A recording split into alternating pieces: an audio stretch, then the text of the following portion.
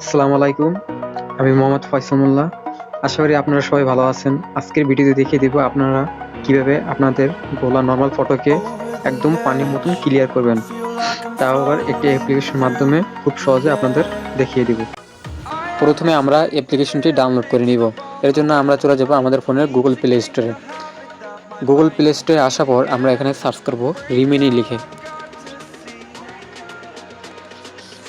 এই অ্যাপ্লিকেশনটি আমরা এখান থেকে ইনস্টল করে নেব। আপনাদের সুবিধার্থে এই ভিডিও ডিসক্রিপশনের অ্যাপের লিঙ্ক দেওয়া থাকবে, চাইলে সেখান থেকে ডাউনলোড করে নিতে পারবেন।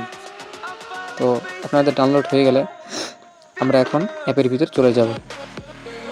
অবশ্যই আপনার ইন্টারনেট কানেকশনটি অন করে নেবেন। গেট স্টার্ট, এই গেট স্টার্টে আমরা একটি ক্লিক করে দেব। তারপর উপরে দেখতে পাচ্ছেন অ্যাকসেপ্ট অল অ্যান্ড কন্টিনিউ, উপরে এই জায়গায় ক্লিক করে দেব। তারপর একটু ওয়েট করবেন। ওয়েট করার পর নিচে একটি আইকন দেখতে পাচ্ছেন, এই আইকনে তীরের মতন আইকন, এই আইকনে একটি ক্লিক করে দিবেন। ক্লিক করার পর আবার ক্লিক করে দিবেন, আবার ক্লিক করে দিবেন।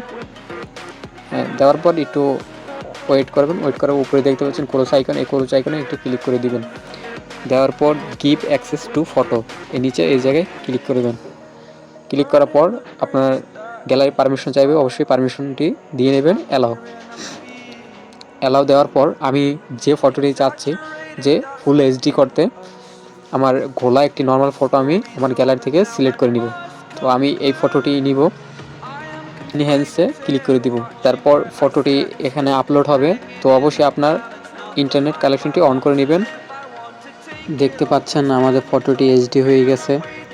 আগে কীরকম ছিল আর এখন কীরকমের ছিল। আমাদের পিকচারটি সেভ করতে হলে উপরে দেখতে পাচ্ছেন ডাউনলোড আইকন, এই ডাউনলোড আইকনে একটি ক্লিক করে দেবেন। তারপর দেখতে পাচ্ছেন সেভ আইকন, এই সেভ আইকনে আমরা একটি ক্লিক করে দিব। এখন আপনার ফোনে একটি অ্যাড শো হবে, অবশ্যই আপনারা অ্যাডটি দেখে নেবেন। 5 সেকেন্ডের একটি অ্যাড, কেউ অ্যাডটি স্কিপ করবেন না, তাহলে কিন্তু ফটোটি সেভ হবে না। তো অ্যাডটি দেখা হলে ক্রস আইকনে ক্লিক করে দিবেন। ক্লিক করে দেওয়ার পর ডান অপশনে একটি ক্লিক করে দিবেন। এখন ফটোটি আপনার গ্যালারিতে সেভ হয়ে গেছে। তো ভিডিওটি আপনাদের কাছে কেমন লেগেছে অবশ্যই কমেন্ট করে জানাবেন। আর চ্যানেল নতুন হলে অবশ্যই চ্যানেলটি সাবস্ক্রাইব করে রাখবেন।